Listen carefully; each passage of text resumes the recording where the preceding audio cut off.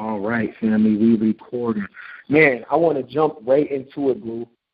I want to jump right into it. But before I do that, though, just quick background, just so people know who you are, man, so they know you've been actually putting the work down and 10 toes down for years. So just quick background, just tell the people who you are, bro. I mean, where do we begin? Well, let's just start, I guess, in my journalistic endeavors started in the year 2000. Well, even prior to that, I went to school for journalism, Brooklyn College. I think I started Brooklyn College in 95. I did about 3 years of that. I didn't graduate. Something else popped up that I had to deal with, and I didn't go back to school. I started modeling after that, and I ended up working for a modeling agency, which was run by Mike Tyson. And I was working with Iron Mike up until 2001. And in the year of 2000, I allowed a cousin of mine and his friend to host a meeting at our office, which was downtown Brooklyn, the Penthouse. And in this meeting, they were discussing creating a hip-hop newspaper. So me having my background in journalism, having always wanted to utilize it, I had dreams of maybe working for the New York Times. I really wanted to work for the source. You know what I'm saying? My desire to be a journalist grew out of reading the source when I was a youth, and them never asking the questions that I wanted answered. In particular, my favorite artist, which at that time was Nasir Jones. You know what I'm saying? To me, he was so mysterious and very intriguing, and nobody interviewing him asked the right questions that we wanted to know as fans. What was the foundation of your spiritual system? What was your thought process when you make these music? What is your recording process? It was all a mystery to me. So, I was one of those kids that was like, man, when I grow up, I want to be a reporter to ask these questions. And, they had this interview about creating a hip-hop newspaper. So I remember running into them at the West Indian Day Parade in September of 2001. This was like September 3rd, a few days before September 11th. And, things was getting very uncertain over at Iron Mike. A lot of stuff was hitting the wall at that particular point, coming apart. And my partner told me, he was like, look, well, my cousin for that matter, and his friend JP was like, look, we're about to launch the newspaper. We're on our first issue. You know what I'm saying? Would you be interested in being a contributing editor, you know what I'm saying, and submitting some of your work, And I'm like, I definitely would be interested in doing that, because at that time it was nothing to do. It was just writing some articles and submitting some articles and things of that nature. So I started doing that, and I ended up becoming an associate editor, and then eventually I became the editor-in-chief, So that started my journalistic journeys and what have you. And we were doing something different at that time that was not being done. We were a hip-hop newspaper. This was in the era of two-way pages. So the only information that was coming out by way of two-way blurps. And the persons that were controlling that market at that time was All Hip Hop. All right, so you had All Hip Hop, you had SOHH.com, but there was nobody that was dealing with physical copy information. Nobody was putting out newspapers. The internet was still relatively new, you know what I'm saying? And the only way that our people interface with it was through their two ways, and if they were online, they were on Black Planet maybe.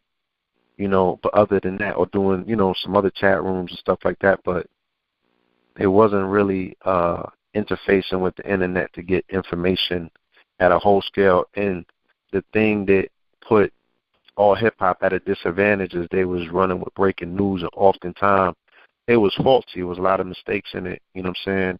They didn't have the inside plug, so they was pretty much running rumors rather than news.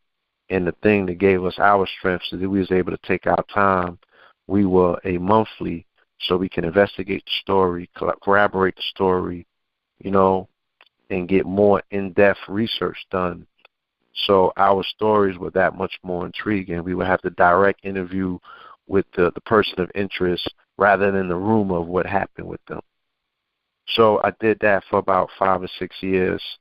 And during the interim of that, I was telling my publisher, look, this internet thing is about to blow. You know what I'm saying? We need to make these issues digital. We need to focus on, digital versus analog. You know what I'm saying? Print media was analog. I was reading all the stories about print media, and they were saying, look, we're about to be disrupted by the internet. You know what I'm saying? This is going to push us out. All of the ad revenues were drying up, and the internet hadn't officially even hit yet. So I was trying to relay this information to my publisher. He couldn't see where I was coming from, so partnered with a friend of mine, and we started filming the actual interviews that I was doing with all of the rappers and stuff like that. And we put that on a public access station that he had at the time here in Brooklyn called BCAT. That became a #1 rated show. We would mix it up with videos, interviews, stuff like that, go out to the clubs, get footage, all of the fun stuff.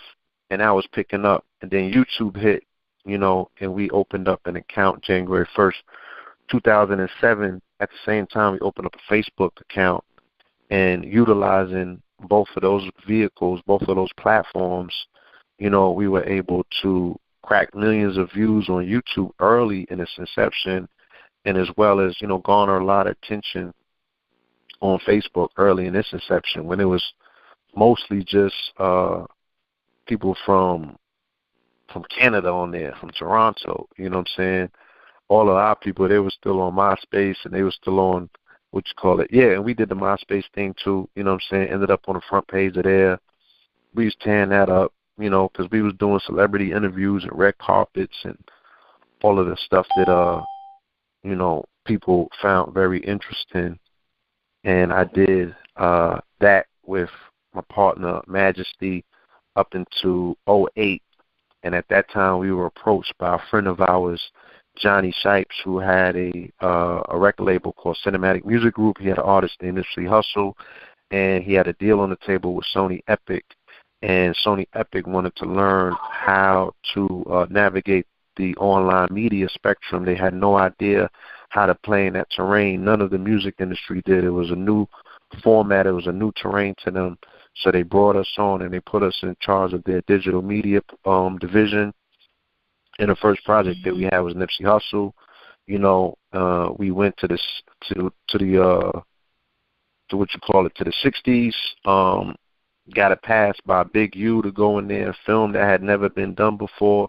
We shot a documentary for Nipsey Hussle.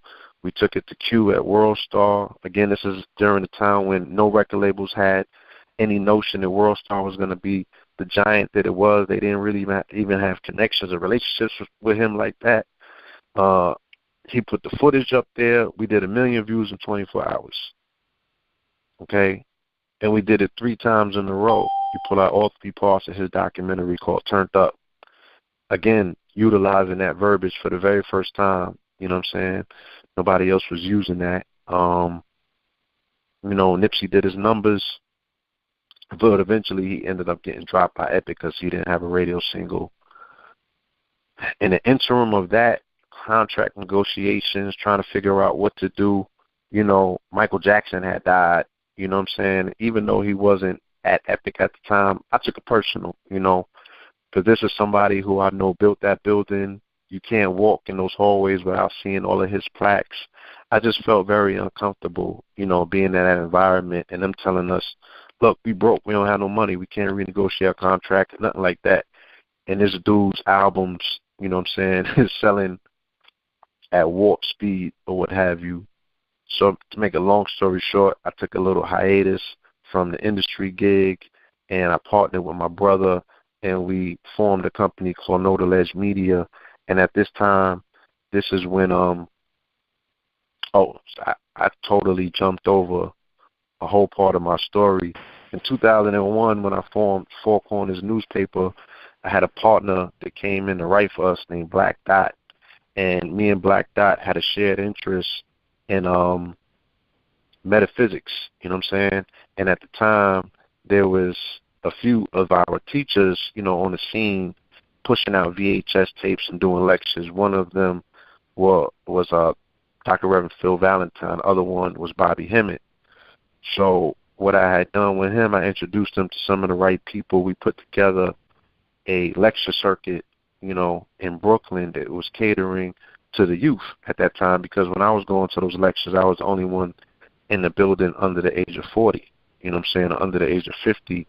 So we kind of put a little circuit together to bring the lecturers and the teachers in to speak directly to our demographic. This grew and spawned into what is now commonly referred to as the conscious community. It started as the metaphysical underground, which was dealing with metaphysics and occult sciences, and then they started bringing in, the history and, all this other stuff. So come up to 08 or 09 when I partnered with my brother to create Know the Ledge Media. Now people are in the mix like Sarnetta and what have you, and then this brings in the Black Power element of it, and the history and Dr. Ben and this, that, and the other. And Know the Ledge Media was created, again, to now give a digital platform by way of radio and YouTube to these lecturers, to this conversation, to this new demographic who's showing interest in this information. By this time, my cousin had came home, A.A. Rashid, and he's now talking about Kabbalah. You had people like Noble and Pooh come in, and they're talking about astrology from a different perspective. Asir the Duke of Tears, he's talking about the Moorish information. So all of this is at its early inception point. All of these conversations are relatively new. They're definitely being introduced with a new twist because they're being done by the hip-hop generation. So we're doing it with a different energy, a different swag, a different approach. At this time as well, during this period, 2009 and 2010, this is when the whole Illuminati and hip-hop conversation hits a precipice because Jay-Z's coming out with Blueprint 3. People are saying he's an Illuminati. This is a topic that we've been studying since the mid-'90s. So we felt that, we can give a level of an authoritative voice to silence all of the nonsense that was being said around it. To say, look, y'all are looking at this the wrong way. This is not Illuminati. This is what it is. This is occult magic. This is Aleister Crowley. This is Crowleyan magic. If you're going to call it that, call it the right thing. Don't mix the two up. This is what this is and this is what that is. So we put together a lecture called Blueprint 322. And at the during my research for this particular lecture, which will be my first lecture, this is where I started encountering information dealing with the number 44, okay? Because I was studying Kabbalah at the time, and I also was studying astrology, and I got my hands on a book called Time in the Technosphere by a gentleman named Jose Arguelles, who also wrote a book. Say the book again so people can hear that. Time in the Technosphere. Time in the Technosphere. Yes, by Jose Arguelles, who also was the author of The Mayan Factor. So he was a hot-button topic in 2009 and 2010 because, of course, we were leading into 2012, and he was the authoritative figure on that particular topic as it pertained to different time vectors and frequencies. So his whole premise was that we are on artificial time, okay, and what the Mayans were talking about was actually natural time, and he had an entire dialogue about how he was explaining that, and he used 28-year time cycles to explain it. So he would focus on 1945 when he dropped them 2 bombs in Japan, and he said that was the introduction of the technosphere, right, which some people would call the Matrix. This is when artificial time existed before that, because he said artificial time was controlled by the calendar and the clock. But he was speaking about this whole dimensionality where now the military-industrial complex had created this thing, that was totally against the biosphere, was totally against nature, and we were now heading towards this dystopian future that almost is likened to what you saw in the Terminator leading up to the Matrix, okay, which is kind of where we're at right now. If you read the reports and you go into the news, this is what Elon Musk and them are saying. Like, look, this is where we're headed, you know what I'm saying? And here goes the players all played out, all laid out to play us into this particular dystopian future if people start pushing them buttons on them nukes, So, I was reading the book, and the book just started opening different chambers in my mind, seeing things differently. And like I said, I was drawing information from a lot of different places and a lot of different sources, and it just helped terraform my mind into a way in which I saw reality differently. You know what I mean? When I was able to step out of this quote-unquote matrix, meaning that when I said to myself, hey, look, he's making a point here. This is artificial time. You know what I'm saying? His calendar system is not correct. Once I started thinking outside of those two boxes within themselves, I started receiving information. And the meaning of Kabbalah is to receive. You know what I'm saying? And you're receiving information from stellar sources. You know what I'm saying? You're receiving information from the stars, if you will. Quick question, bro. Quick question, because I want people to be able to, go and do their own thing with this. Some people don't know what the Kabbalah is. What is the Kabbalah? So we have a frame of reference on the words you're saying. Right. The Kabbalah is an ancient mystical system that was introduced to quote-unquote Jewish traditions, which its origins, there's many people who have different versions of its origins.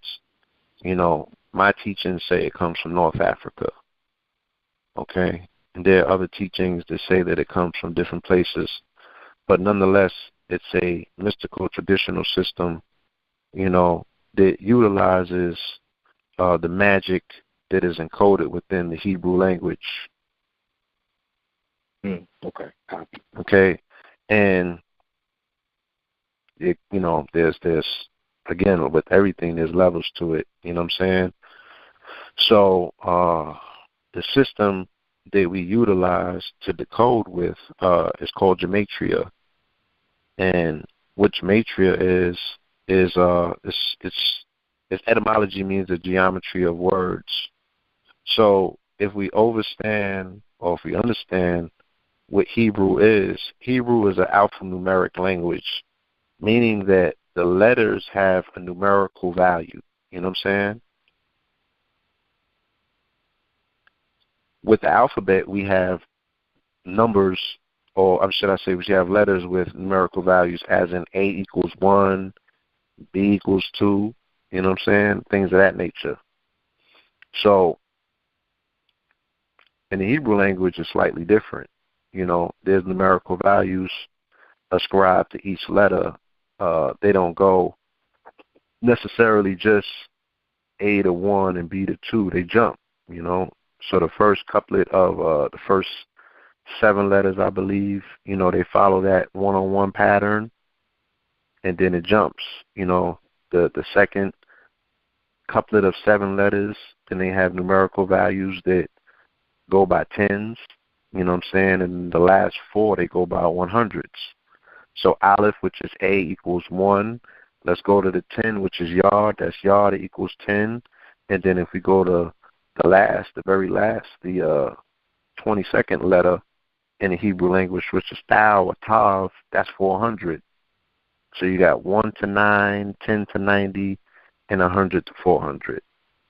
You know what I'm saying? Mm-hmm. Utilizing. Quick, just so yes. the people hear it. You're using the way you're weighing and measuring in that. You're using a system called gematria. Yes. Yes, okay. We're utilizing a system called gematria. Mm-hmm. And I'll read a very quick foreword to your listeners just so they can get an idea. All right. It says Gematria, the Kabbalistic numerology of Hebrew numbers, is the lifeblood of the Western mystery tradition. So when they speak about mystery traditions, they're talking about, particular schools of thoughts that deal with esoteric information, you know what I'm saying? So the mystery systems over here in the West would be Freemasonry, okay? Different occult systems, you know what I'm saying? The stuff that Crowley deals with, which is the OTO, different mystery systems over here like Golden Dawn, you know what I'm saying? Mm-hmm. So this would be your typical secret societies, I would suppose. But, not only your secret society, but also your different occult schools of thoughts, your esoteric schools of thoughts, your metaphysicians, okay? The word sorcerers who are using word sorcery use these particular systems. So Kabbalah is one of the highest degrees in those particular systems. All right? Mm-hmm. Mm-hmm. Copy. So it is a system for investigating Hebrew words and names and learning their secret sense by examining the numerical value of the letters of the Hebrew alphabet, which Israel regarded called the alphabet of the angels. This system relies on the fact that Hebrew is an alphabet in which letters stand for numbers, for there are no separate symbols for numbers. Words which have the same numerical value are often thought to have a significant relationship. That's key. So there are words throughout the Hebrew language, right, that although these words are different and seemingly unrelated, underlying these words are numbers that are the same. So these words, right, and the energy that is encased within these words have relationships. And then when you look deeper, you can see these relationships play out in the actual physical realm. And we go into the Law 44, and we show many examples of this. Okay. All right. So now here's where we going. So before we go there, anybody on the line, I don't know if any of these terms are new about Gematria, the Kabbalah, anything he's saying. Does anybody have any questions before he actually goes into what 44 is? I want to catch you now. Yes. So if anybody have any questions about Hebrew language, if you weren't sure what he meant by the letters mean numbers, anything, chime in and so you can ask before we get into the meat and potatoes. Anybody? Yes. Is the Hebrew? Is it my understanding that the Hebrew language originates from the Kabbalah? Is that what I'm to understand, sir? You're saying that the Hebrew language originate from Kabbalah? Yes. Is there a correlation there? No, there's definitely a correlation. I wouldn't say that the Hebrew language originates from Kabbalah necessarily. The Hebrew language is what they call a fire language. So there's a cosmological concordance to the letters, meaning that the letters are related to star systems. These are fire letters. So they are written in the stars. You know what I'm saying? Kabbalah is necessarily, but it's also something that has a cosmological correspondence because it's the tree of life.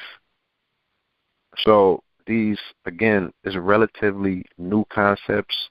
You know what I'm saying? Unfortunately, over here, we're taught very linearly about how to see the world and how to see our reality, whereas what Hebrew and Kabbalah do is they give their adherents four-dimensional thoughts. You know what I'm saying? The tree of life deals with a four-dimensional reality. There's four worlds they show them. You know what I'm saying? And there's 10 sephirah in each world, or 10 paths on that tree of life.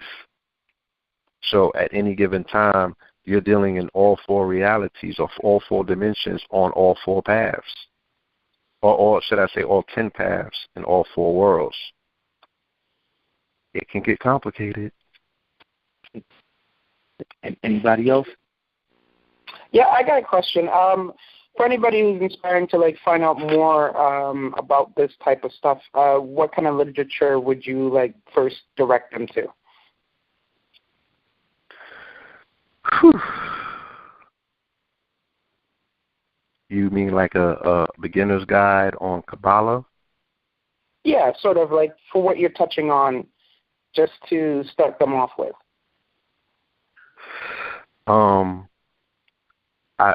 First I would recommend Time in the Technosphere, because, like I said, this was a book that kind of gave me an idea about a different reality coexisting with the one that I live in. You know what I'm saying? It kind of helped me break outside of my Time in the Technosphere. Time in the Technosphere. Thank you. Yeah, Jose Arguelles. Arguelles. Okay. Yes. And then, there are books on Kabbalah, you know what I'm saying, that I definitely would say that you need to get into. I have my cousin who I mentioned earlier, A.A. Rashid, he has a few books that he put out on Kabbalah, where he teaches it from a different perspective, because the other books that I've read on Kabbalah that their perspectives aren't right, They speak in a very liturgical sense, as opposed to one that is, modernizing and giving you more of an insight into what we're dealing with right now.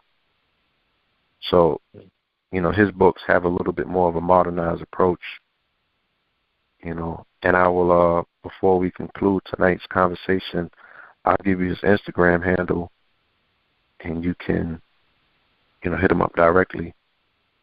Perfect. Okay. So any other questions? But please, yes. If there's any more questions, because like I said, I do realize that I'm speaking about something that, again, is not linear. You know what I'm saying? It's very multidimensional in regards to, it's very visual, should I say? You know what I'm saying? So I normally have the benefit of throwing pictures up and kind of using the visuals to aid and assist and compensating for what you probably can't see in your mind just by me talking. So if I'm falling short in that regard and you need some assistance, just ask a question and I'm going to answer it as best as I can. Okay, cool beans. So we about to go in on 4-4, so we lay the foundation of Gematria in the Hebrew language. Any other question? If you don't feel bad if you don't know something. So say it before he start getting in and you got to get lost in the sauce. Is everybody good? Nah. Okay, bro, go ahead.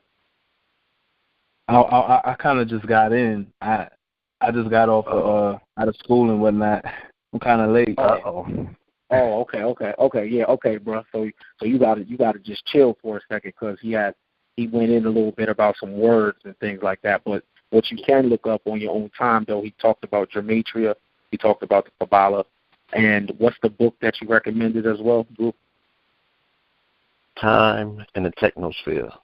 Time in the Technosphere, and what that's dealing with artificial time and things like that. All right, so yeah. Go ahead, bro. Go do now. 4-4. I don't know, again, because I don't know how many people just came in, but what I do have, I have a foreword that I wrote to the book that I'm writing on the Law of 44. I don't know if that would be too lengthy, you think? You know what I'm saying? But I wrote it in the fashion and the way in which people that just pick a book up that have never heard any of this information can somehow, get a sense of what I'm saying. So I don't know if you want me to open up by reading that for the family or if you just want me to jump in. How Reverend Valentine shit was. He did his forwards, you know what I'm saying? So, that's what the people here for. So if anybody fall off, I got the MP3, but if you really want to know, then bro got to go in. So, just stop when you think it needs to stop. But go ahead, bro. Okay.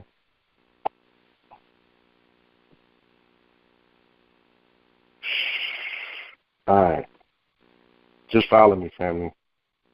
So this is the foreword to my book, okay?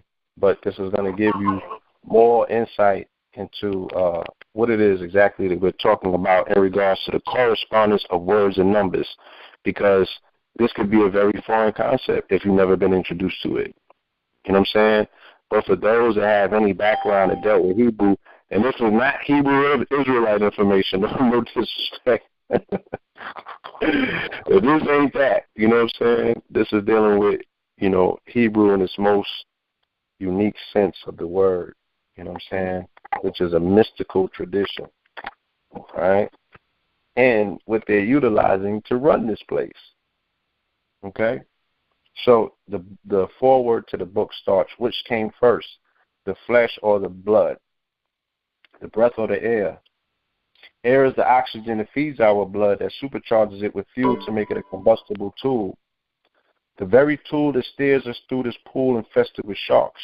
The crystal river is what they call the blood. It is the holy covenant. It is the ark. It is how life is transported to all corners of the earth, your inner universe, that is.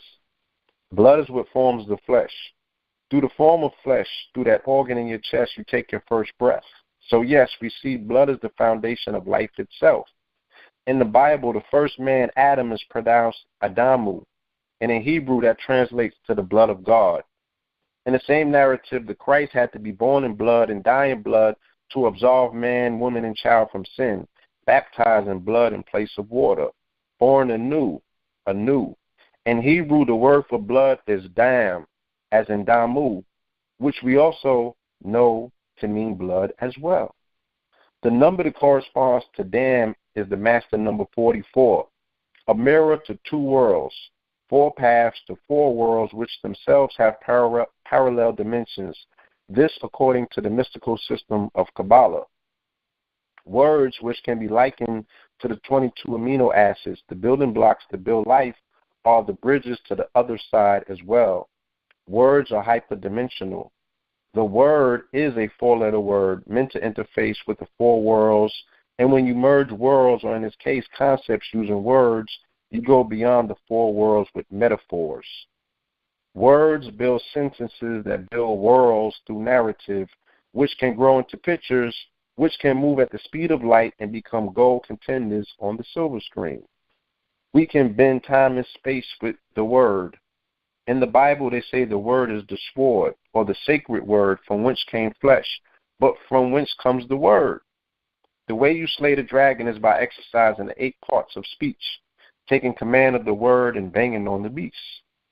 Language is truly the tool of the magician, yielding the secret wand. Spells are cast, oaths are made. Okay? Hold on. First it was the word. The word is a code. First it was code, and the code is DNA. DNA is a code. DNA is a codex. And there also is where we find 4 strands of building blocks as well, the ATGC. It is the interface in its place in the space of the 4 worlds. Now, even though we view words as aminos and building blocks, that in fact is more descriptive of the letters that form or build words. The blocks we are introduced to as tots. In Hebrew, there are 22 letters or cosmic correspondences. Hebrew is a language that has celestial correspondences. They are called star letters because they correspond with star systems. The 5 letters, from Aleph to Tav, the 22 letters. Hold on a second. I want to skip some of this. The age of Pisces was lorded over by the Christ Mystos, which was called the age of belief. Jesus died at the age of 33. That number was hyperdimensionally embossed on that age in particular. The Piscean age spoke to the exclusivity of information. Secrets were coveted and information was sought globally for the means of enlightenment, but also for control. The church was relentless in their attempt to silence, suppress, and sabotage sacred knowledge. the new age of Aquarius, which would be signaled as such when the profane became privy to information once exclusively shared with members of the priesthood, members of the craft, the 33 and the thirds, if you will. Now here we are in the age of Aquarius, which is said to have been ushered in around December 21st, 2012. But some astrologers, or in this case, cosmophysicians, have accredited with beginning much earlier, sometime around the 1400s when gunpowder was discovered. The Hebrew word for Aquarius equals the number 44. Ironically, the majority of events that have come to define this new age or new time that we exist in have been embossed with the mystical number 44. Even the word time itself and the word space, which are the crossroads which define the door to the fourth dimension, equal the number 44. In this treatise, we set out to show a clear connection to a seemingly unrelated chain of events using the number 44 and the litany of words that correspond to the energy emitted from this frequency. Numbers are cosmic. They speak to the order of the universe, but where do they come from? If everything in the universe vibrates, are numbers an exception?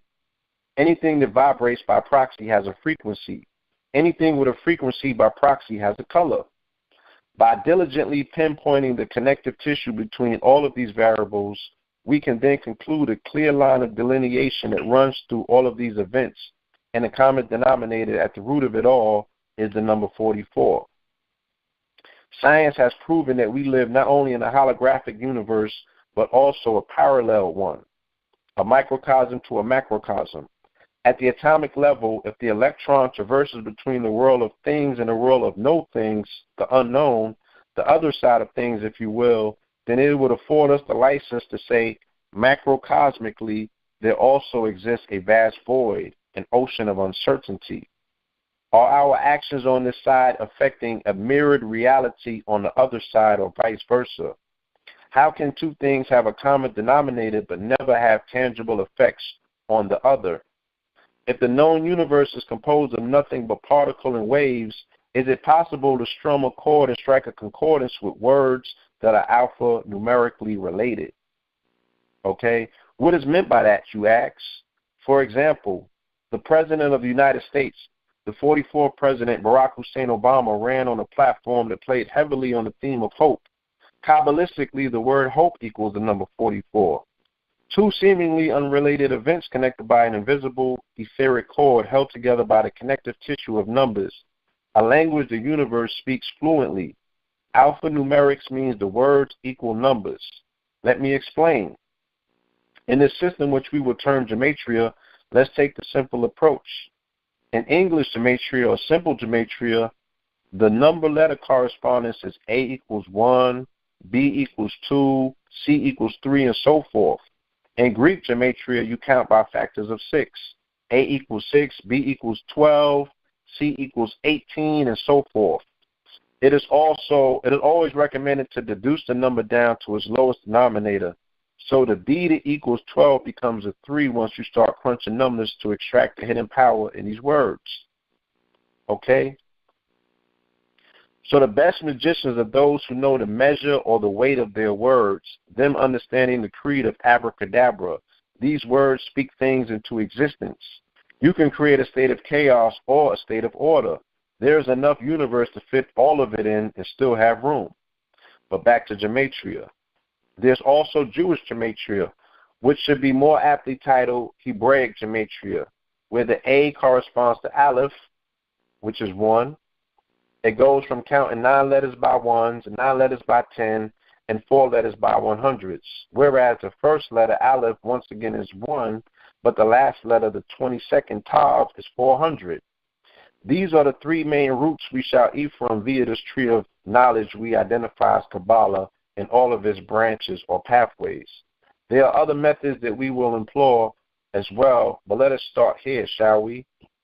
Utilizing this sacred system, we begin to uncover a maze of connectivity hidden in plain sight using words and terms and grand-scale events where people have affixed their most prized commodity, their attention to. One of the biggest events that we have been able to consistently follow using the Law of 44 is the NFL Super Bowl event. It has made a grand appearance on the grand stage for the last 6 years consistently, somehow finding a way to factor itself into integral parts of the gameplay.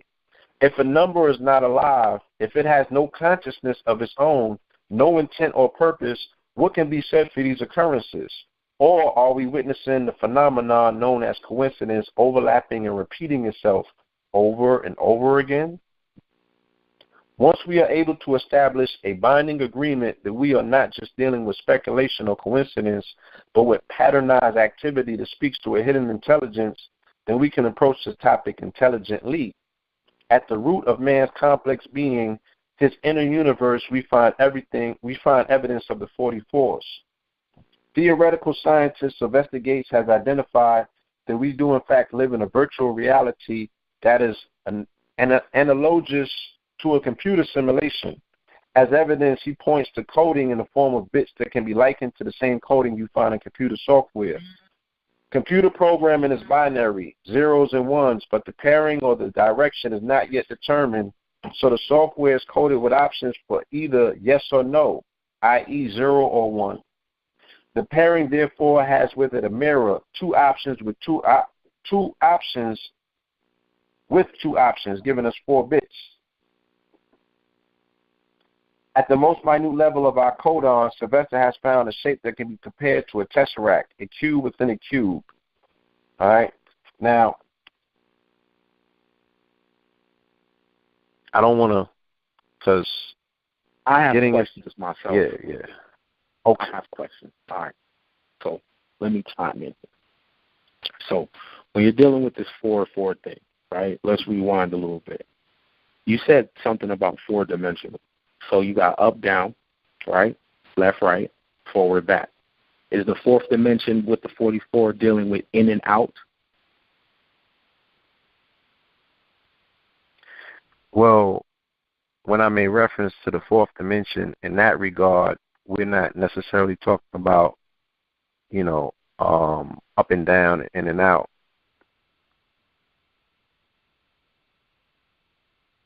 Right?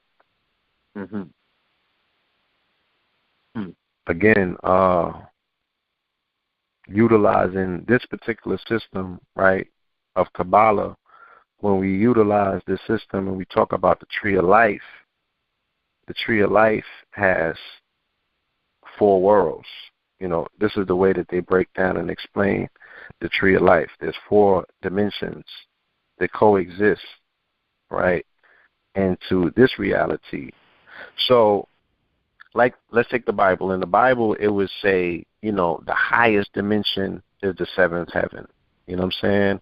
And then you come down and there's another dimension, and then there's another dimension, and in this dimension that we exist in, which would be the 4th dimension, would be Malkuth, which is the kingdom, right? So this is the root. Okay, this is where all things flesh are made. All right? So there's 3 systems or 3 dimensions that are over this. There's a world of formation, which is the Yetzirah. I'm not pronouncing that right. The 3rd dimension, which is Braya, the world of creation. And there's the Atzula, the world of the supernos. So this is like, where God sits on his throne. Okay. All right. So let me bring this home so it's super relatable to the people, right? Because I know a lot of these terms are probably like, okay, how do I tie this? Yes. What the fuck did it mean when Jay-Z put that on his album? What was he saying? Because he said he woke up in the morning and he seen 44, and that was, it was 444, and that was what he ran with, right? What did it, when he did that, what was he saying, or what was he going through? What was the message behind that for people that can read that? For, again,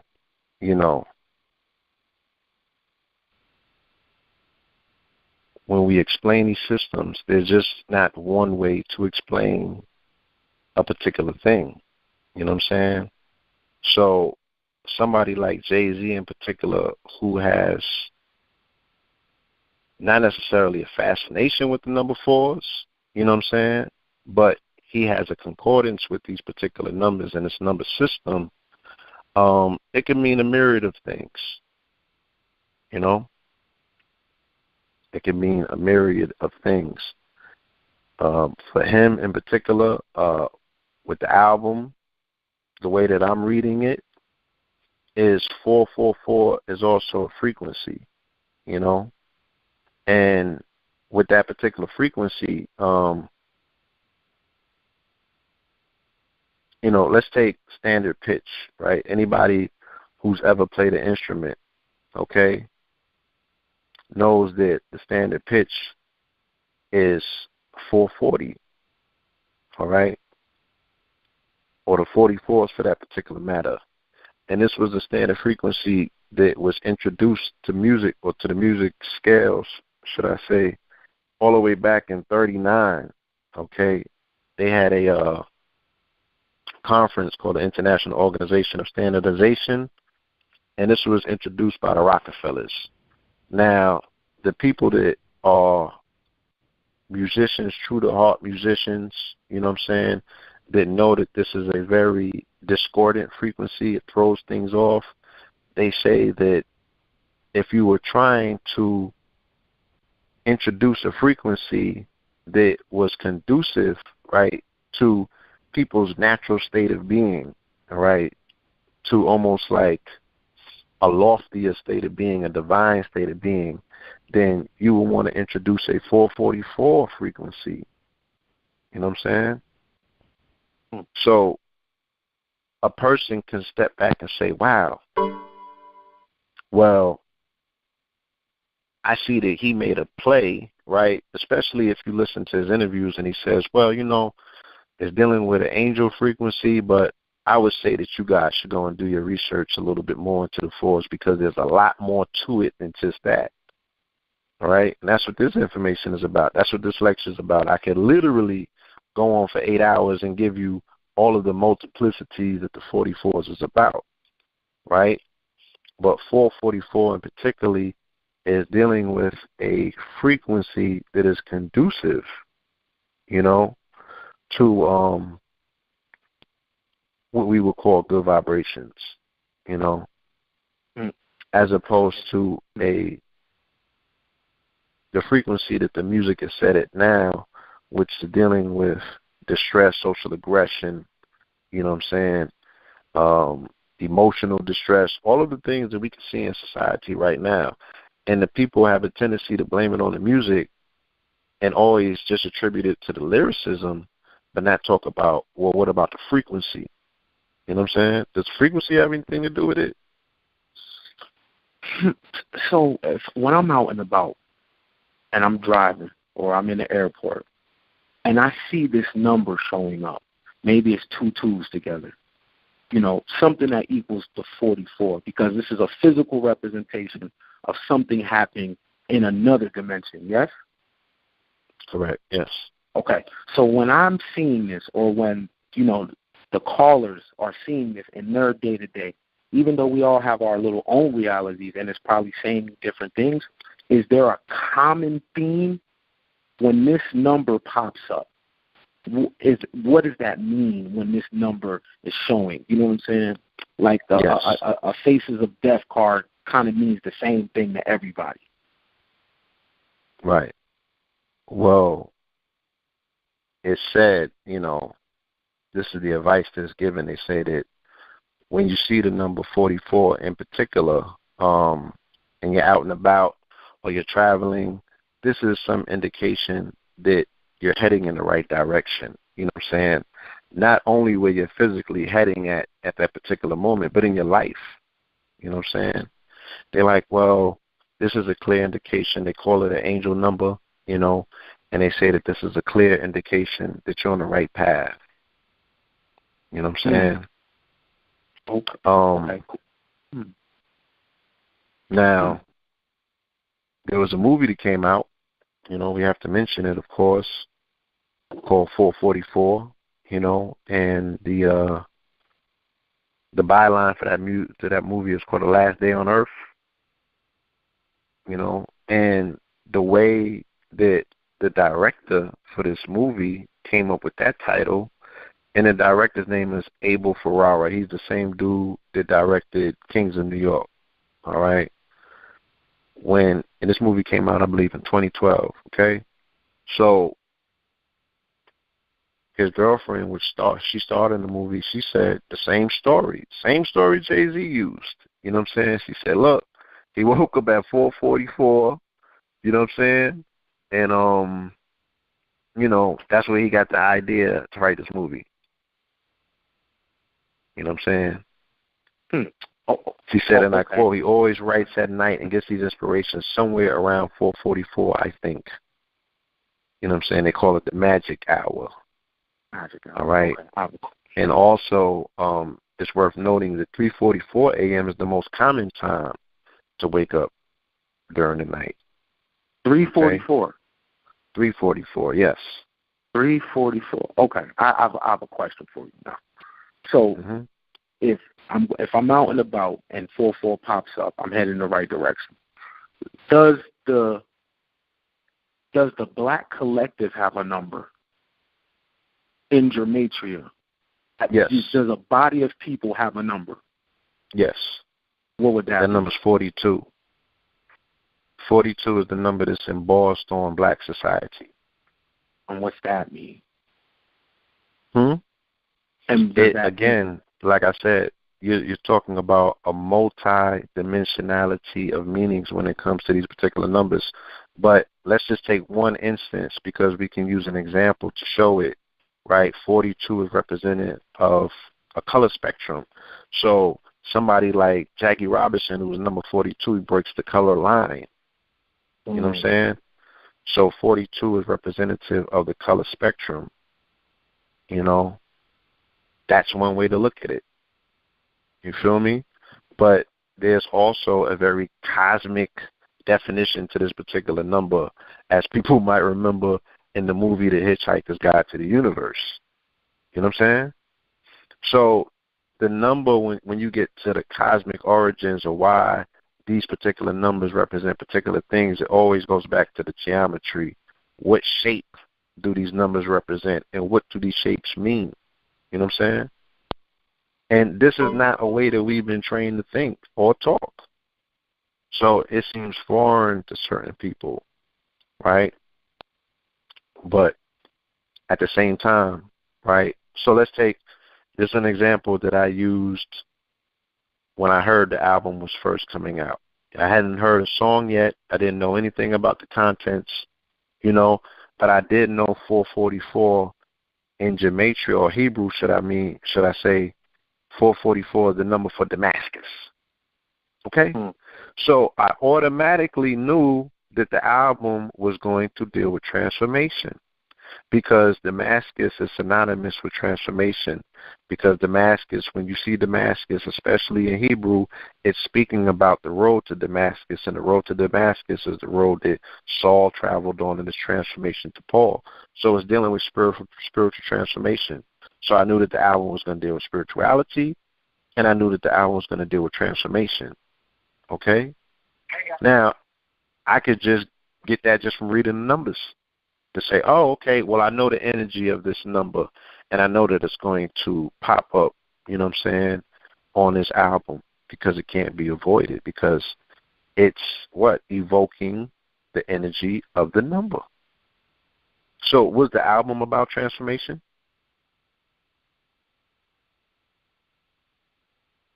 Hello? Yeah, you asking me?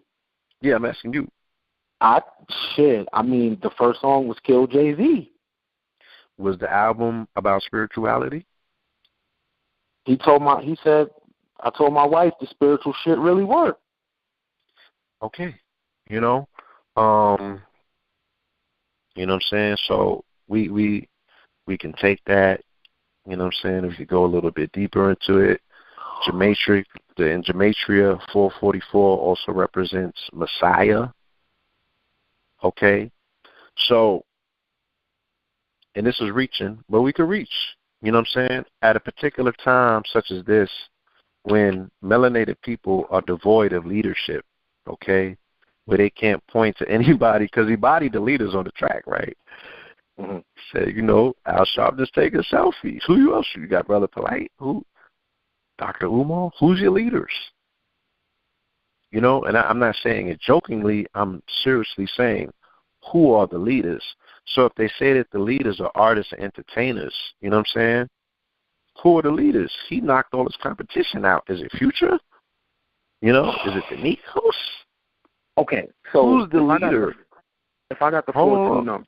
Hold on. So quick question. I got to throw this in because you just mentioned the leader. Just quick question. If so, people with the 4-2 number, they have to have leaders? How does that work? You said people the like you said, the melanated people in this country pretty much represent 42. Right. Categorically, you know what I'm saying?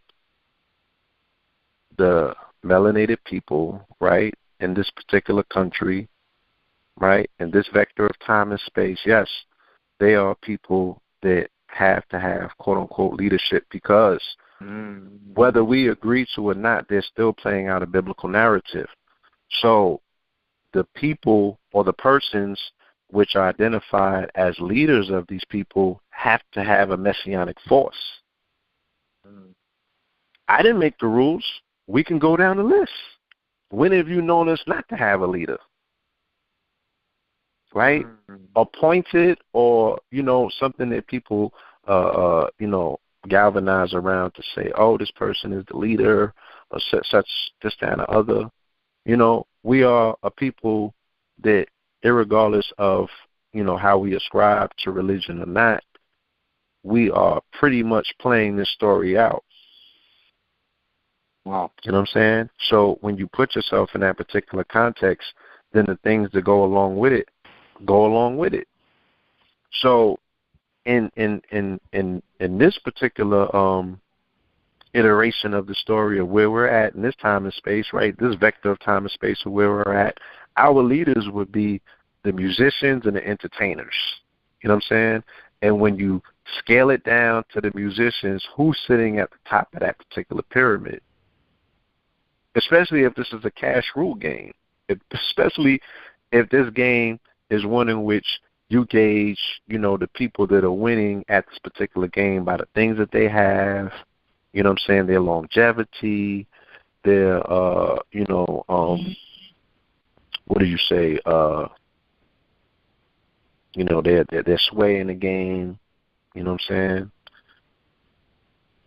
We can look at homie and say, look, if he has the ability to tell melanated men to do A, B, and C, and they do it, okay, and Al Sharpton tells them to do something and they don't do it, God damn it, then that's the leadership.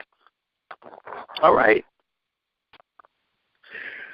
We don't need to be too, you know what I'm saying, you know what I mean? Like, let's not get hung up on these terms and get super literal. You feel me? Like, who controls the Negro mind in our society? And this is based on numbers. Wow. Okay, so right now you have the narrative is people got to save themselves. You know, I'm sure you heard that. You got to be your own salvation. Ain't nobody going to save nobody. And what you're saying is by a straight code and frequency, that people that's talking like that are kind of out of alignment. Like, that's not even realistic. Based on the number, you have to have this overhead. Is that what you're saying? The number has a frequency. The word has a number, and the number has a frequency. So the word has a frequency. So people that self-identify as that particular group, yes, they fall under the dictates of that particular group. Now, there might be a few that are speaking like you're speaking, granted, you know what I'm saying? But where's the actualization of it? Where has it kicked in, and when has it kicked in? You know what I'm saying? So at the absence of leadership, they're looking to their president to say, are you going to help? You know, are you going to save us? You feel me? Or their pastor. Okay? But when is the onus put on the man of the home? So are there any memes floating around about him? Because And in the other reality, in the other communities, that's who it comes down to. He got to get the boat. He got to go outside and get the food. Right? Is that the onus on the black community, though? Or the first thing that they say is, damn, what Jay-Z going to do for them people in Houston? Even if Beyonce gave $7 million. That's the first thing they say, yes. So those people are looking towards leadership. If they're looking for help, they're looking towards somebody who they look at as having some sort of messianic force about them. So like I said, let's not get too literal with these terms, because people have a puritanical view when it comes to anything religion. So if I say, 444 also means Messiah, right? They're like, oh, but the nigga, do he walk on water? Does he sin? And this, that, and the other. They're taking it out of the context of what these words mean. If they look up the definition of the word, then they will see, okay, well, in these particular days and times, you know what I'm saying, our idols can probably fit more into that particular mold, you know what I'm saying, without us having, you know, this puritanical view of what that means. Oh, okay, Blue, let me slow this down. So I want, the people that's on the phone, because I've been hearing you talk about it for a long time, and it still be over my head. So I just want to let some people come in and just have any questions, just to slow it down real quick. So anybody got any questions about this 4-4 thing and how this works, feel free to chime in right now. Hi, this is Rita. Can you hear me? Yes, I can. Good evening, Rita. Oh, okay. Hi. I wonder if it's not too redundant of a question, and this is kind of a question for Ken. In your opinion, what is the primary way that we should be utilizing the information from this lesson in order to pay attention instead of versus staying woke? You know what I'm saying? Oh, because, I'll be on pay attention instead of saying woke. Well, he said to me that when this number pops up, like I see numbers all the time. Like I'm not the super numerology person. So I see numbers all the time. And I can honestly say I don't much pay attention to it. So I don't know sometimes am I going into the right I don't know if I'm going in the right direction or not. I don't know what it means sometimes when I see these numbers. But if I'm going in a direction and I see 4-4, like what does that mean? You know what I'm saying? There's a frequency of it. So if there's a number where I can be going in the right direction, there's also a number that's going to be popping up that's telling me that I'm going in the wrong direction. You know what I'm saying? So I think that when we know the numbers, if everything is signs and symbols and shapes and colors, then all throughout our day-to-day, there has to be some type of indication to let us know, go, stop, move forward, move to the side. There has to be some type of thing that nature is communicating us with. So just by him telling me that, I'm gonna be more mindful of I'm at this stop sign, but there's a number on the bus right there. I know that's not random. What the fuck does that mean? And I need to figure that out, because I could be on a collision course with a car accident. So what does that mean? Like, you know what I'm saying? So I guess that's the way I would probably go about it in terms of stay woke and stay pay attention, because like you said, it's like so many different ways that we can look at it, but sometimes I be in basic 3D mode. So when you're dealing with numbers and letters, that shit is like hyperdimensional. So I guess that's how I would use it. Like, okay, now I'm not going to really be looking at numbers just randomly now. Like, I'm here at this particular time and I see this particular number. That was meant for me. Now I got to figure out what that means. Okay. Yes. Well, I appreciate that. That was my question, because, some of this is information that we've come across before, and it's easy to get in this pattern of just collecting information, and then you're just having information just to have it, but really not knowing how to utilize it. How to use it. Mm-hmm. Right. Mm-hmm. Thank you, Ken. Mm-hmm. I think that was a wonderful question, and I think that you answered it, you know what I'm saying, in a wonderful way as well. Because the universe and everything in the universe vibrates. So if the universe is a living thing that vibrates, right, and there's a communication always being had in some way or another because it's a quote-unquote conscious universe, you know what I'm saying, how do we identify what these communications are? You know what I'm saying? How do we tell one from the other? How do we know when the thing is for us in particular, when that transmission is definitely one in which we should be paying attention to, you know? Mm-hmm. I've heard several times from people that, you know, they'll put the quote-unquote prayer out to the universe. Please, God, show me a sign. I just need to see something. You know what I'm saying? And then they start seeing the 44s, you know? And these are people that are not even abreast as to or prior to that what it means. You know, they'll come to me afterwards and say, well, this is what happened, such and such. You know what I'm saying? Or they'll tell me their story after things have already factored out favorably for them. They'll say, well, you know, I saw it on a receipt. I saw it on a license plate. I saw this. I saw it on the clock. You know?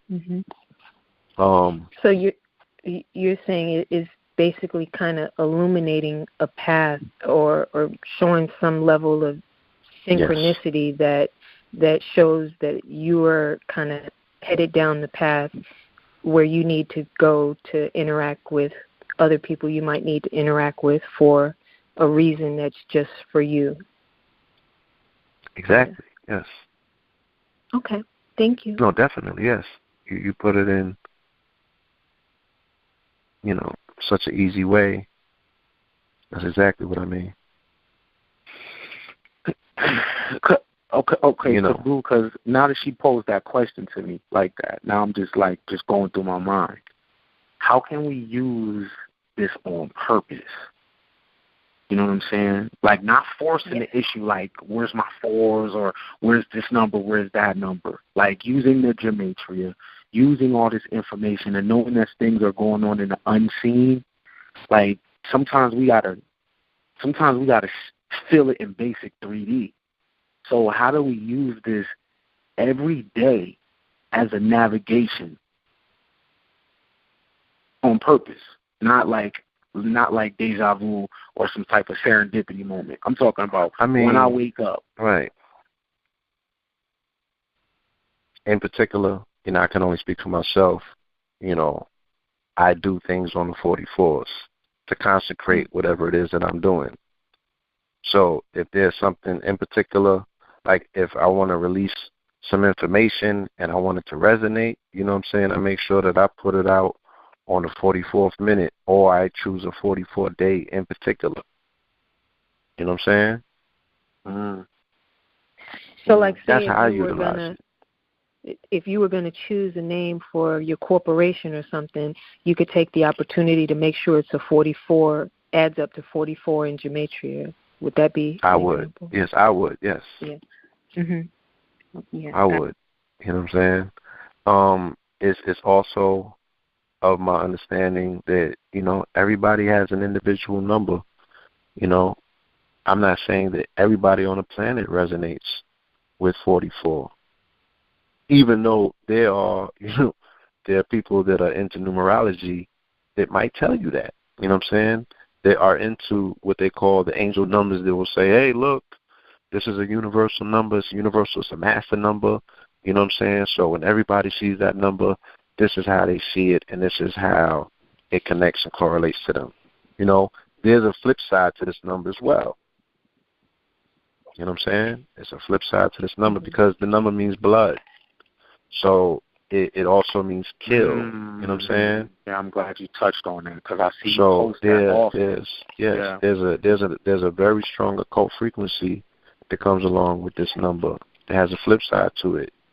So the majority of the occultists and the sorcerers that I see that are doing their dirt across this globe, they're utilizing that number as well.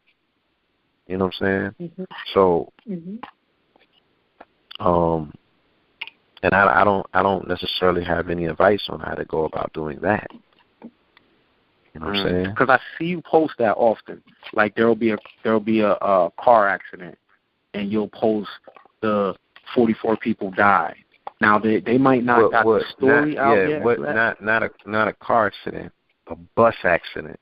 A bus accident. Mm. Yeah, a bus accident. That's something. Once I've started compiling, this information, what I found is that when bus accidents happen, they happen in 44s. You know what I'm saying? There's either 44 passengers or 44 people get killed. And this is a global pattern. You know what I'm saying? I don't have all of the answers as it pertains to that. You know what I'm saying? I don't know why these people are dying on 44. I don't know why when they, everything that deals with the war on terror, you know what I'm saying? The majority of these strikes, whether they're suicide bombings or airstrikes, the body count is always 44. Like, how do you measure that? You know what I'm saying? How is that an exactitude every time? So I have to believe that there's an intelligence in this universe, you know what I'm saying, that speaks this language. I can't think that this is a conspiracy and people are blowing off bombs and making sure that 44 people die every time, you know what I'm saying, to enact this particular number or this frequency. Because, again, if it's blood, then everything that is dealing with is being embossed on people's DNA.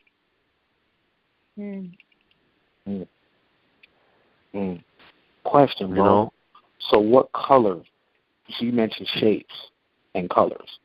So in a shape, what shape would 44 represent? And what color would 44 is an octahedron. Yeah, 44 is an octahedron. You know what I'm saying? It's octahedron, but it's also a tesseract, which is a cube within a cube. And that's what Loki was dealing with in Thor. It was after that. Yes, all of the entire Marvel universe deals with the Tesseract. All of the cartoons that we were raised off deal with the Tesseract, from Transformers to G.I. Joe, to Thor. What am I losing? Yeah, all of the Marvel movies and what have you. You know what I'm saying? That's all a focal point of what it is that they're dealing with. So, a point that I had wanted to get into when I was reading my introduction, that I said I'm not going to go there because it's a little too technical for this conversation, but I will mention that there's what do they call these people? Supersymmetry string theorists. The leader in the world of supersymmetry, which is quantum physics, is a man named Sylvester Gates. He's a professor out of Maryland. And he posits the theory that at the most subatomic level of our existence, of who we are, and at the subatomic root of all things in existence, is tesseracts. And in his model, he uses a African symbol called the Adinkra symbol to explain, we're looking at one-dimensional or two-dimensional figures, but they're actually these tesseracts. They're four-dimensional. They're cubes within cubes, if you will. You know what I'm saying? In geometry, I'll give you an exact definition. In geometry, the tesseract is a four-dimensional analog of the cube. The tesseract is to the cube as the cube is to the square. Just as the surface of the cube consists of 6 square faces, the hypersurface of the tesseract consists of 8 cubical cells. The tesseract is one of the 6 convex regular 4 polytopes. So as I'm explaining to you about the reality that we live in, this theorized by the Jewish mystical system Kabbalah, they say that we live in these 4 dimensions simultaneously. Okay? So that can pretty much be rendered and explained by using this geometric shape called a tesseract. You know, but you think of a square. Square has 4 sides. So what does a cube have? A cube has 8 sides. It has my bad. Let me go back. A cube has a square has 4 points. Okay. A cube has 8 points, 6 sides. All right. Follow me. Right? Yeah. The cube has 8 points, 6 sides. Just as our DNA, we have 4 strands, okay? But only 3 of them are active.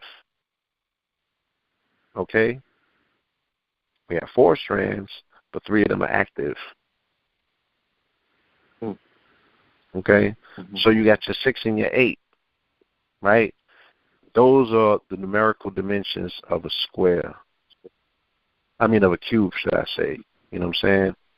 And then this whole aspect of the multidimensionality of our existence, or the quantum reality of our existence. Like I said, we have electrons that traverse reality. They traverse dimensions. They go into this dimension and they go into another dimension, if anybody is familiar with how electrons work. So if your electron is traversing dimensions, like I said, it only begs to differ that you're being affected by that other dimension and you're affecting that other dimension. So do you exist in that other dimension? If your electron is there, do you think it's not pulling the holographic reality of who you are to that other dimension as well? Where is it going? Okay. So the relationship between the 3, like I said, between the 3 and the 4 can be found in the physical emanation of the cube, you know what I'm saying, which is everything in this dimension. You know what I'm saying? We live in a boxed reality. And in my lectures, I go through and I show you unequivocally how we lived in a box-cubed reality. You know? They keep saying the earth is flat. The real conversation should be, is it a cube? Because everything else is. As they say, as above, so below. God damn it. That's real shit. Everything we see in nature is squares. And cubes. Elevators, tables, doors. Beds, desks, pillows, washcloths, towels, windows and everything. True that. Everything is a square. True that. You know? True that. So, true that. So thank you, Rita, for the question. You know, man. yes. Anybody else, you know what I'm saying? While we on this, you know, I don't want you to get off the line like, what did he mean by that? You know, shoot the breeze. Anybody? All right, I got a question. All right, so I got this number that's following me. JV also had it out too. This is Kings, by the way. My father had 13 kids, and lately,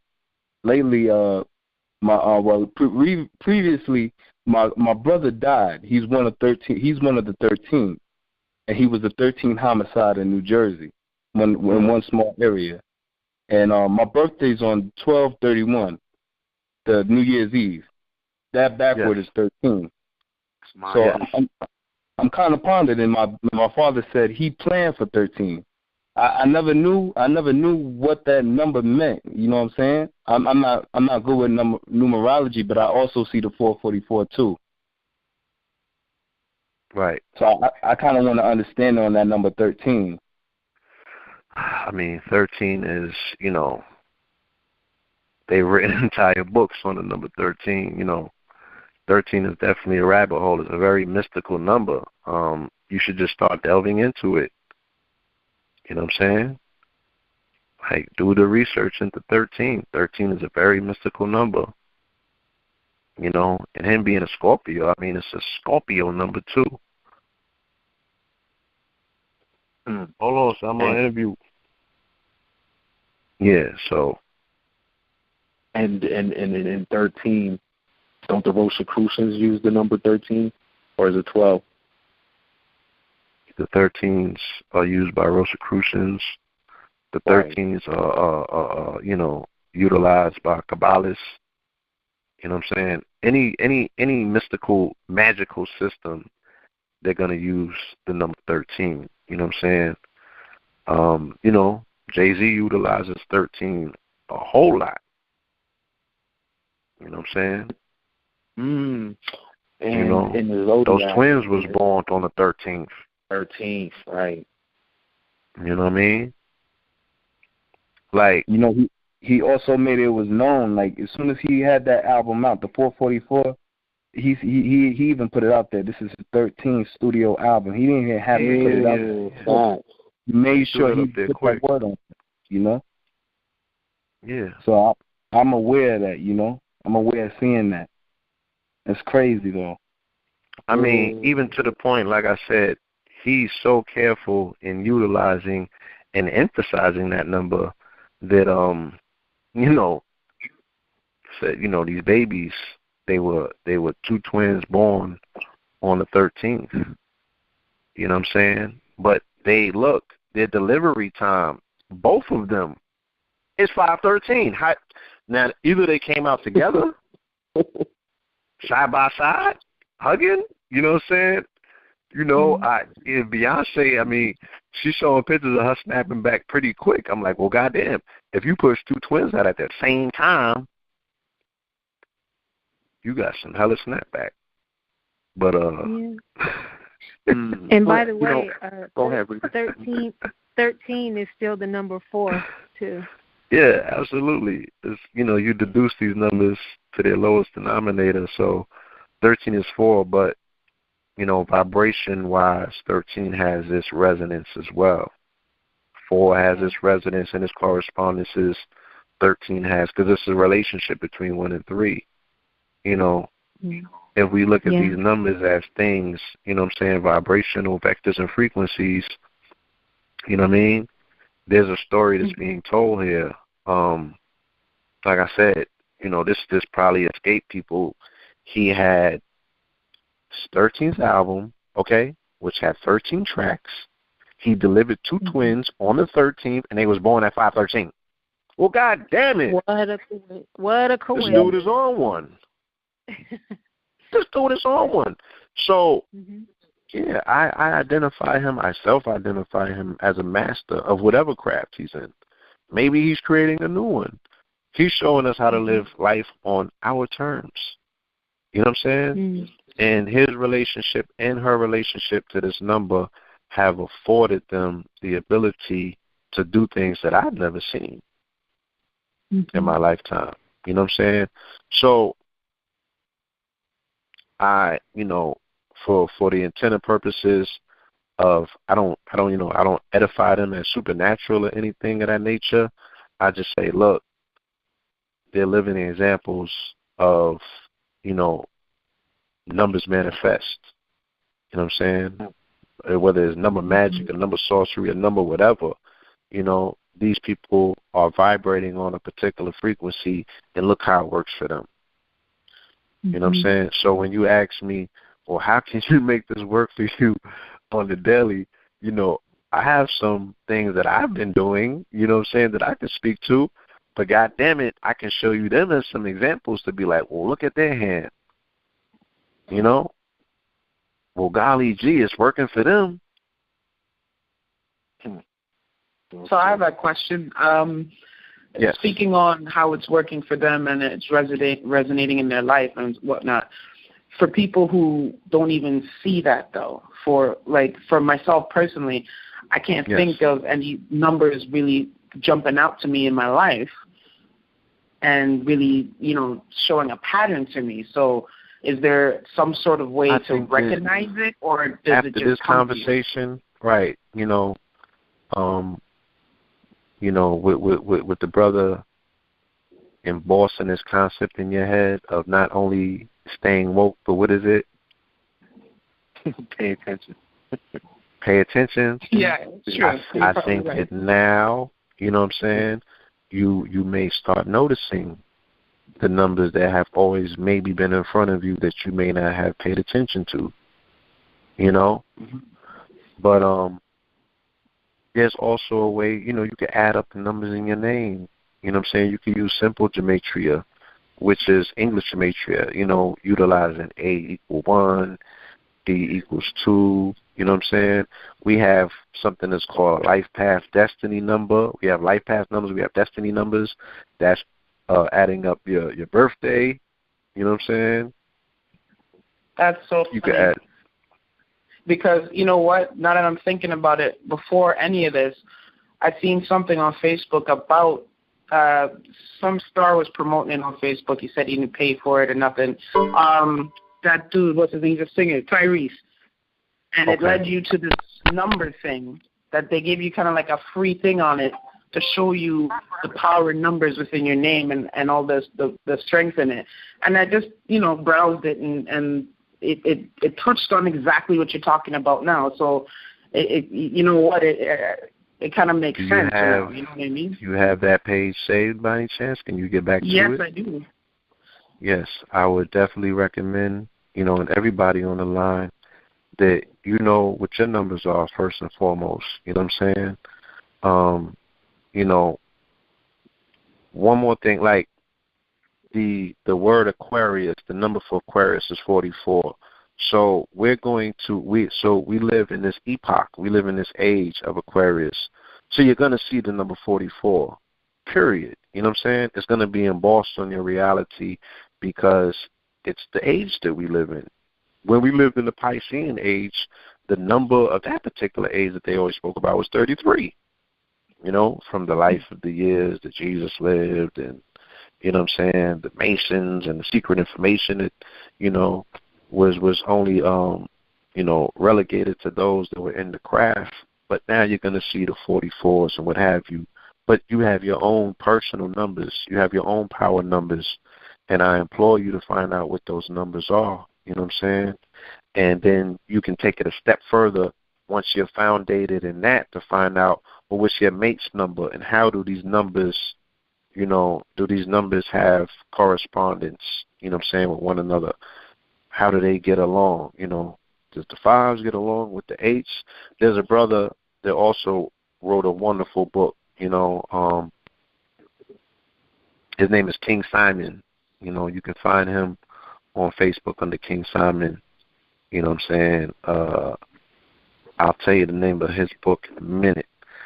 Also, before I get off of this page, I just wanted to read you the definition of Messiah. Like I said, when I use these words, we don't get lost in what we think they mean. You know, the definition of a Messiah is a leader or savior of a particular group or cause. You know what I'm saying? All my life, I've not all my life, should I say, but for as long as this brother has been in the music business for 21 years, you know what I'm saying, I've seen people run into him like he was a savior. Brother, when you going to donate to this? What you got to say about that? What we going to do about this? How we going to go here? You know what I mean? So, in a very loose sense of the word, if we will, if it's a hard concept for you to swallow, you know what I'm saying? You know, this dude, you know, they're looking at him, they're like, shit, he must have some messianic force. He's about to touch $1 billion. He's been in the hip-hop game for 20-plus years. What is he working with? You know what I'm saying? He hasn't been saddled by any scandals or sitting down. Like, he hasn't missed a step. You know what I'm saying? And that's remarkable in these days and times. Facts. You know, like I said, especially. Sorry. Go ahead. Sorry. When they set it up, like the benchmark of our reality, you know what I'm saying, is how much money you make, how long you can stay on top, you know what I'm saying? What does your wife look like? You feel me? Can you stay relevant? Are you hot? You know, can you influence the mind of others? You know, all of the benchmarks. You know, he's somewhat exceeded them. Well, as I was going to say, if anybody's interested, I found that numerology site, and it's basically numerologist.com. They give you a free assessment at first, and obviously then there's a pitch for giving you a little bit more. But it is reasonable when I did read through how much it costs. Yes. But you do find out a lot initially. Yes, and the brother, his name is King Simon, and the numbers are simple, people are complicated is the book that he wrote, you know, and you can get in contact with him via Facebook. I believe he should be on Instagram as well, or you can go to his website, that is KingSimonProductions.wordpress.com. Don't. Anybody else with, question, commentary regarding numerology 44, anything that he went over?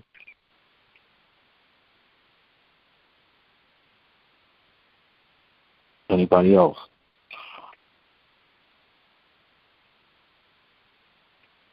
So, Blue, how can people find you? Also, just sidebar. Blue was very close to the late, great Dr. Sebi. So he knows a lot about health. 4-4 is just one of the things the brother knows. So he knows a lot about health. And let's look at the Sebi situation. Okay, all right, family. Sebi is my stepfather. So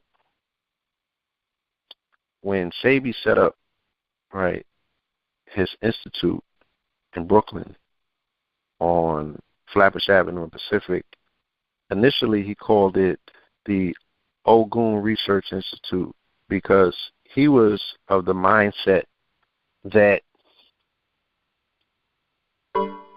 all of our issues health-wise can be traced to iron deficiency, the fact that we do not have iron phosphate in our diet. You know what I'm saying? We have, people are going and they're getting iron pills and, that's iron oxide, like you can't extract, or your body's going to have a very hard time breaking down iron that's extracted from iron ore as opposed to iron phosphate.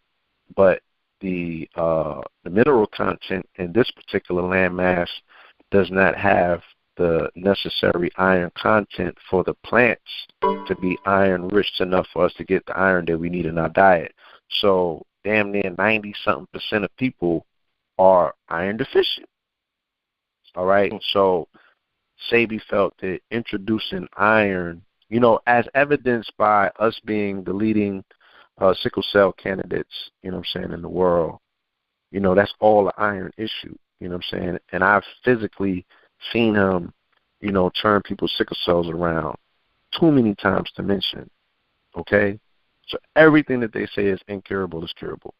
And I've seen it from when I was a baby, like we ain't talking 5, 10, 15 years ago.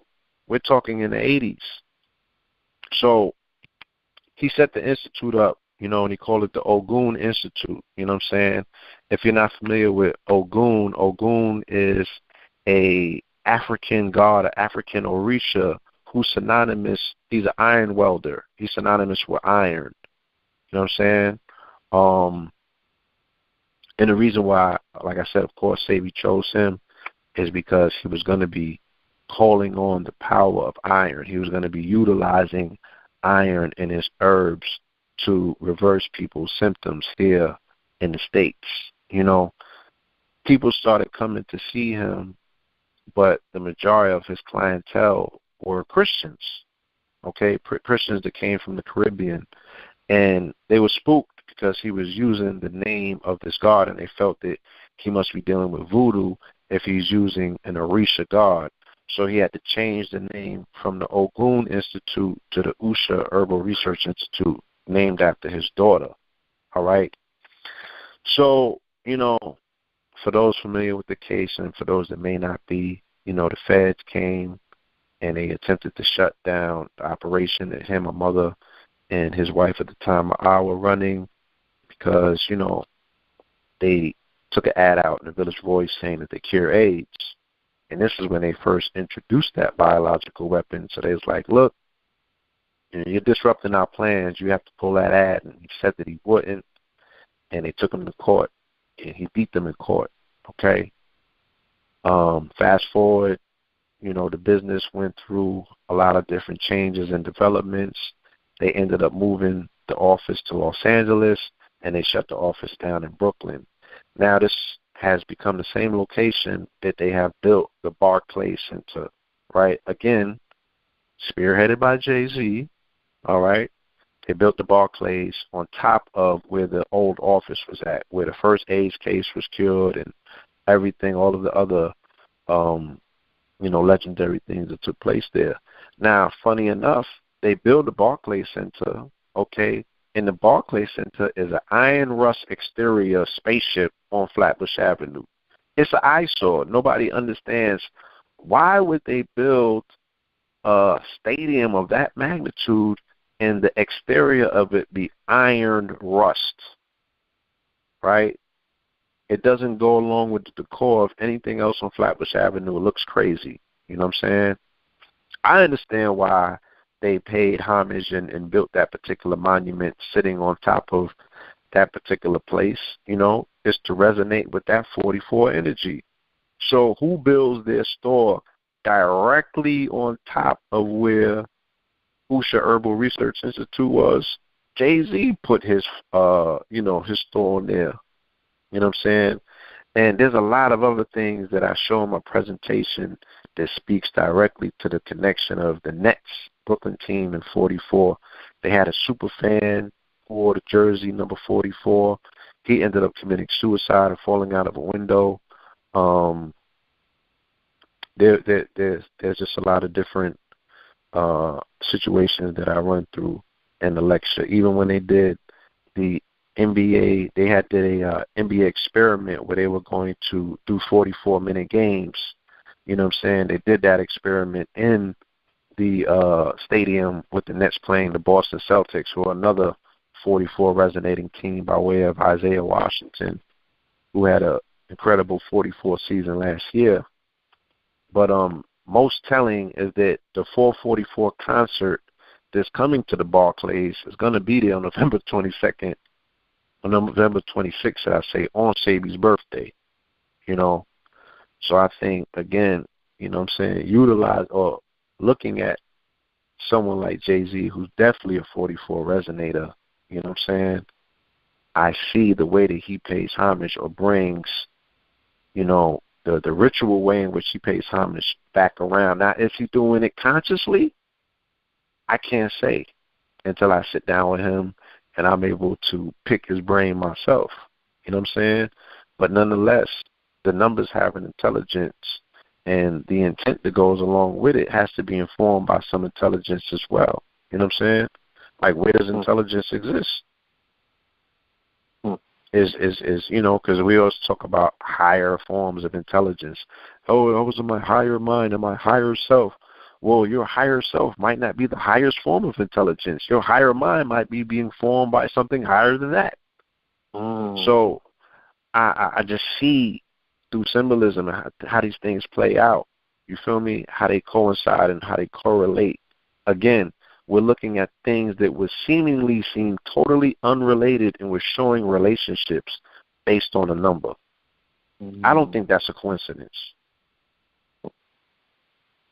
Let's see. So, does anybody have anything before the brother, wraps it up and, gives his contact information out? And if anybody got a question, No questions. Just a reminder for him to put his brother's book or a way to get on his brother's Instagram. Okay. Yes, on Instagram, at AA Rashid Art. That's RASHIDART. AA Rashid Art. I don't think he has his website set up. He does the majority of his transactions through his Instagram. So you can inbox him, holler at him, you know what I'm saying? Mine is at Blue Pillar 44. All right, PILLAR 44. Okay. That's how you could get at me on Instagram. I have a website, law44.com, and if you want to contact me outside of that, I have an email, which is pmorpheus@gmail. That's PMOORPHEUS@gmail.com. I repeat it, PMOORPHEUS@gmail.com. All right. Finishing up the book. I got some more lectures coming out. You know what I'm saying? Like I said, this information is very visual. All right, because we're talking about shapes and we're just going through a multiplicity of topics and showing you their correlations and their connections, and it's best relayed visually. You know what I'm saying? But I do enjoy. I'm totally honored by the time that we were able to spend this evening, the questions that you guys were asking, you know, the input that you guys have inputted. You know, I appreciate it, and I thank you to my brother Ken. You know what I'm saying? Especially for giving me the opportunity. There's nothing else that people know about, you know, looking into that Dramatia thing. That's something hands-on that they could do. And like I said, even in my day-to-day, I'm always around numbers. So now I could just look and just jot them down. I've seen 11 today. I've seen 7. I've seen 4, 5, 6. Like, what does that mean? You know what I'm saying? Because I find myself with some interesting things. And I know it can be because of the numbers. Or, yeah, you know so, again, you know, I recommend that you guys get a book on numerology, you know what I'm saying, before jumping into all of, you know, Gematria or Kabbalah per se. You know, numerology is a good place to start. You know what I'm saying? Numerology is a good place to start. There's another book. This book shows you the connection between the numbers and the shapes and the colors and everything. I got to get the name for you.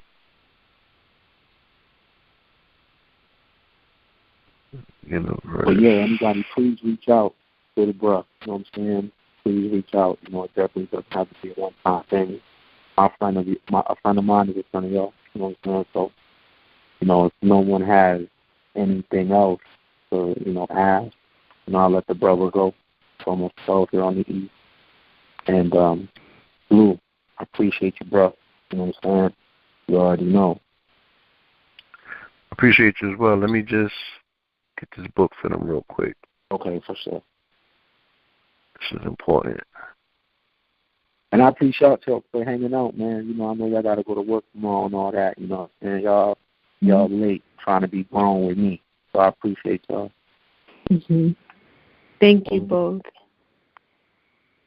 Thank you so much. All good, man. So he's going to give us this young book. And then, you know, it's a lot of shit to sit with. That's how Phil Valentine used to have me, bro. Where I have to taste and my brain used to be about to explode. Like, what? I got, you know, yeah. There's like a nugget that I got that's even.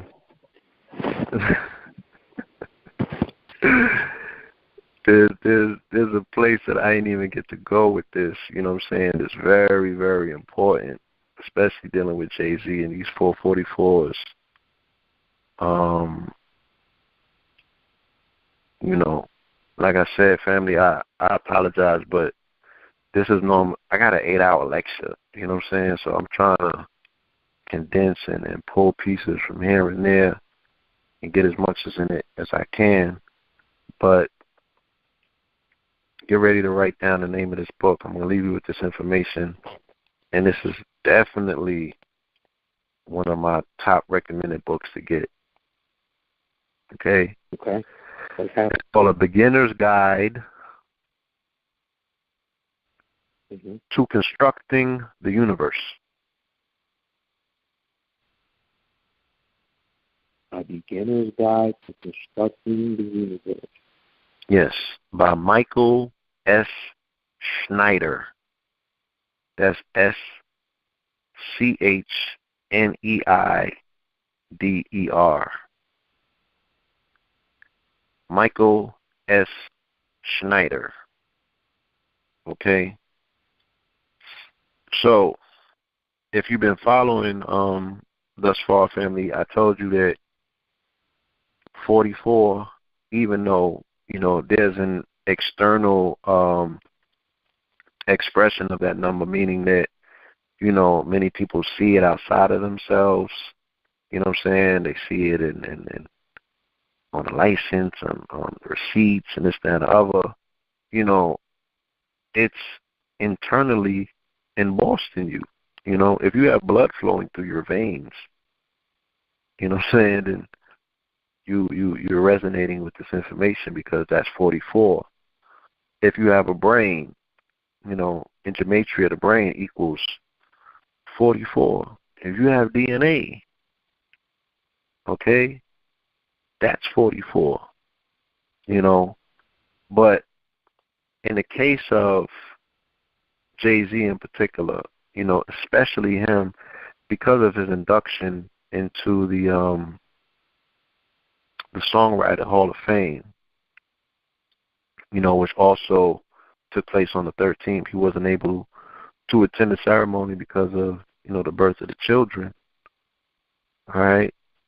This is somebody who, who has popularized his ascent, in hip-hop by making the claim that, he doesn't write his rhymes, But yet he's been inducted, the only rapper thus far, into the Songwriters Hall of Fame. You know what I'm saying? This is a feat that doesn't really get the recognition that it deserves.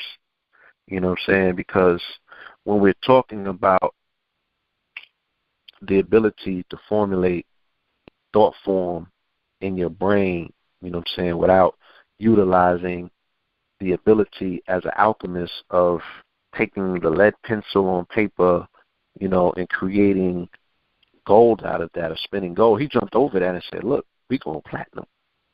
He sat gold down for a minute, you know what I mean? So when people make these accusations about him being a Mason, not understanding the whole aspect of music and where music sits in regards to liberal arts. You know what I'm saying? Liberal arts. There's 7 liberal arts. There's 7 Masonic liberal arts. And the 6th one is music. The 7th is astronomy. All right? For the people to say that that's pseudo. Okay? But the 6th is music.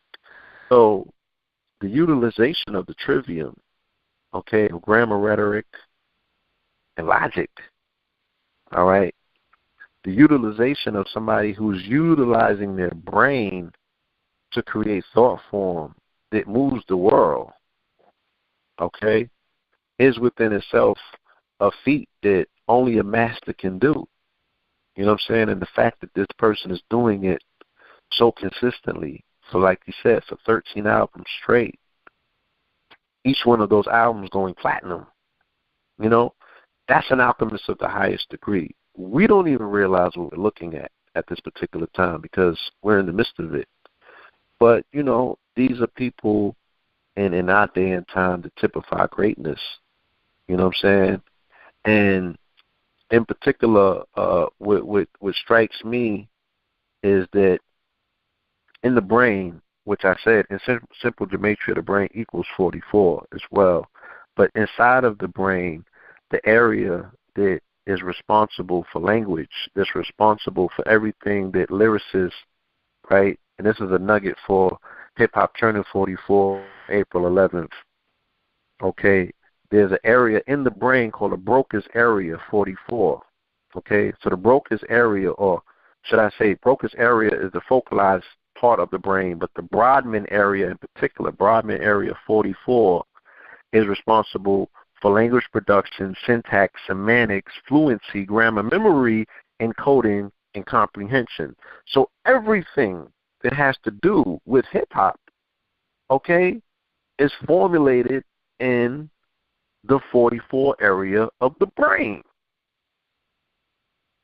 So here you have this 44 resonator, this 4/4 artist coming out with 444, you know what I'm saying, and being rewarded at this particular point on the 13th by this, this this body that acknowledges greatness among songwriters and what have you, to say, look, man, this guy's a master of his craft. You know what I'm saying? We got to give it up. And he utilized that situation to go on Twitter and acknowledge all other artists and bring them in. You know what I'm saying? To say this is not a reward that he can share on his own, but this is something that we have all achieved. This is something that we have all done, you know what I'm saying, as a particular people. So, yeah, I just wanted to leave you with that nugget right there. You know, speech, intonation, express emotions, articulatory complexity, tactile imagery, goals, sentence comprehension, word generation, syntactic, episodic, and working memory, linguistic fluency, grammar, and many more, okay? All of these things are what the Area 44's main job and functions are. All right? So if anybody on the line engages in any of those things, all right, then you're resonating with the 44 energy as well. Thank you. Good night. My man, appreciate you. All right, man, appreciate you. All right, everybody have a good night. We're going to end it on that note, man. I appreciate you, bro. Indeed. Peace, family. All right. Indeed. All right.